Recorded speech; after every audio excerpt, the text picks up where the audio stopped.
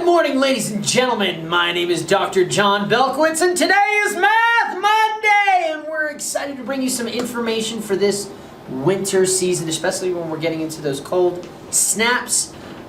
We did a great definition of a cold snap, but you won't be seeing it until Thursday or Wednesday. I think it's Wednesday, Q&A Wednesday, when you'll be seeing that. But we're going to be talking about today, Math Monday, is how to make decisions to use different methods, different chemicals to protect your concrete from the cold snaps that we see during the winter season.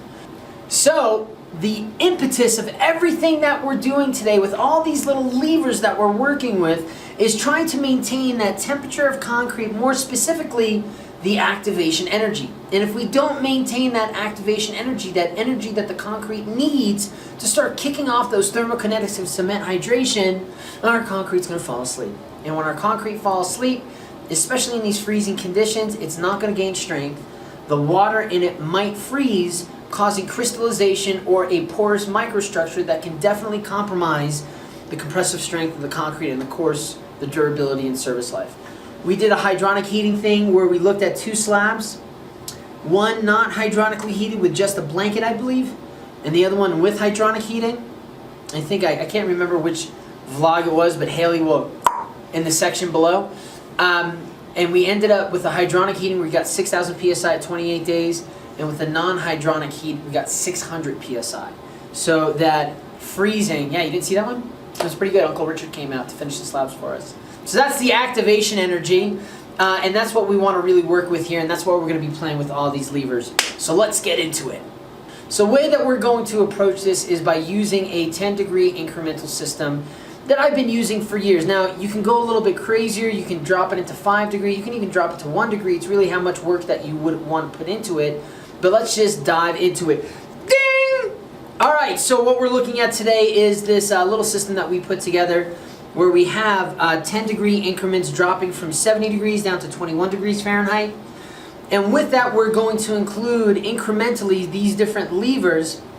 And we're going to start out with the definitions of the lever. Lever 1 is applying hot water. And every time we take one step forward with that hot water, one increase, you're going to have a 40-degree increment or increase in our hot water temperature. Lever 2 is going to be chemicals. We're going to be using a non-chloride accelerator, whether that's a sodium or calcium nitrite, or a sodium thiocyanate, or even, dare I say, a calcium chloride. Outside of that, level 3, blanket, that's going to be more of an on and off switch. Level 4 is heating forms in rebar, again on and off.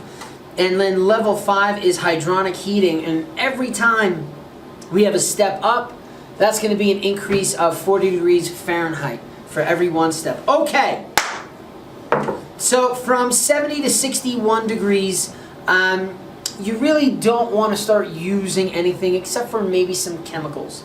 And when I say chemicals, we're talking about a 0.5% of your non-chloride accelerator, which might be 12 to 16 fluid ounces per hundredweight. And you're really going to have to use the back of the soup can and whatever your manufacturer recommends as their 1%, and then you just divide that by 2.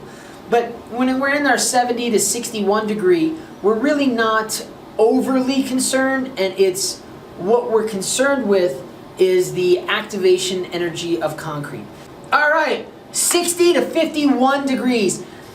This is where you start perking up your ears. You're not overly concerned at this point either, but what you want to start doing is applying a hot water. Now, most ready-mix plants or even precast plants that have outside facilities have a boiler so they can tune in their heat. 40-degree increments, especially if you're 50, 60 degrees, that's not bad. You can even get up the water up to boiling theoretically. And when we're talking about 30 to 21 degree concrete, we're going to be looking at boiling water. So 60 to 51 degrees, you're going to definitely apply chemicals. Want to do 1%, 12 to 16 fluid ounces per hundredweight is that 1%, and then apply that hot water. So if it's 50 degrees out, you want your hot water to be somewhere around 90 degrees plus or minus 10 degrees. Now, once we started getting into the 50 and 41 degrees Fahrenheit, again, that's ambient, this is where you start getting concerned. This is where we can see major delays in cement hydration. And while our concrete might not freeze, we might get delays to the point that can cause damage not only to our form work over time, especially if we're pulling those forms too early, or even harm to our workers who are pulling those forms too early, especially if they're doing any type of deck work. So with this situation, we want to start including a few other things. So what we've got here is driving up that that chemical dosage. I'm sorry, before it was only 0.5%. Where am I? So it was before, now it's 1.5%. So we're using, what's 1.5%? So 18 ounces per hundredweight to 24 ounces per hundredweight, depending on the type that you're using. And if you're using a dry flake, then you're just going to go to that 1%, or excuse me, that 1.5% or 0.5%, depending on what temperature range is in, with just dry weight of that dry flake. We're also going to be adding our blankets in here. Again, we're not really concerned about a freezing. We're just trying to retain that heat generated by the thermokinetics of cement hydration, because that heat will build on itself. And then level 5, you can start using hydronic heating. And here's the thing. A 10-degree temperature range for all of these concepts, that's a huge freaking range. That's a barn door of a range. And we're not there. We don't know if it's 50 degrees with the sun out, and maybe with your slab it's actually heating up to 55, even 60 degrees, or if there's cloud cover and it's about to sleet, or there's a light snow and it's 41 degrees, and there's a chance that it can drop lower. So with all these concepts, please take them with a grain of salt and use something called common sense to figure out which methods are the best for you. And most importantly, whether you're looking at ACI, PCA, ASTM, they all require that good concrete practices dictate that we try all these things out on our own concrete before we use them out on the field, especially for a paid job site. Okay, so now we start getting into the danger zone. We're 40 to 31 degrees Fahrenheit, and this is where we start running into the risk of freezing our concrete. So we really need to go into protection mode. So we're applying our hot water. So now we're going 120 degrees plus our ambient temperature. So we're looking at 180 degrees Fahrenheit for our hot water.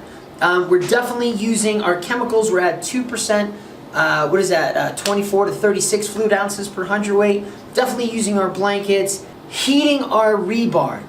Now what I mean by that is literally taking a torch, and I recommend trying this out under supervised care, even if there's a buddy of yours watching, but heating up the rebar, not to their cherry red, because you don't want that delamination between the rebar and the concrete, but hot enough that they're going to conduct heat while the concrete tries to cool down, especially if you get an extreme cold snap.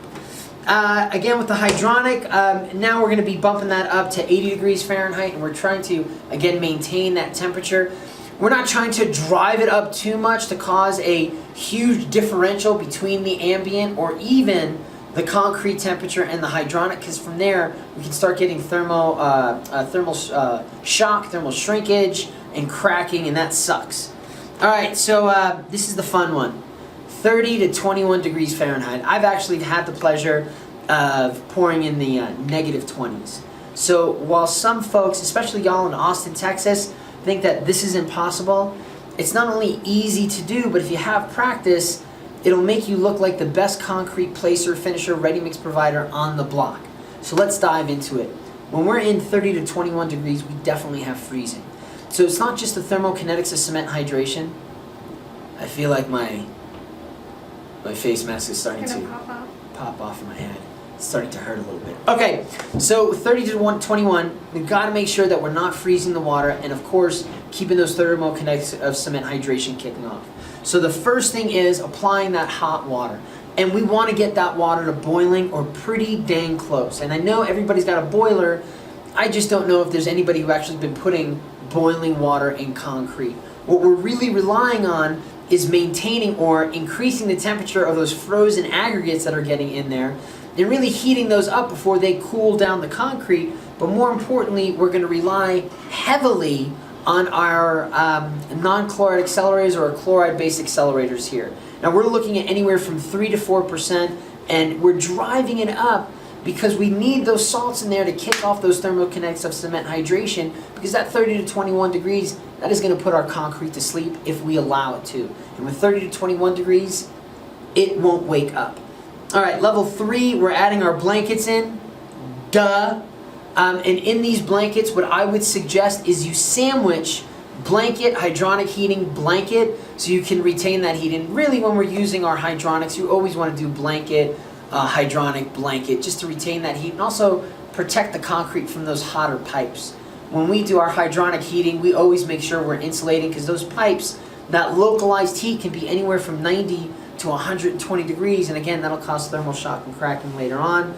And then, of course, heating the forms in rebar, you know, you've got to have a practice hand at it. And everything that we've talked about today, again, remember, you have that range on the extremes, but if you don't have that practice hand, if you're not, you know, putting this, you know, what did Michael Jordan say? Practice like you play.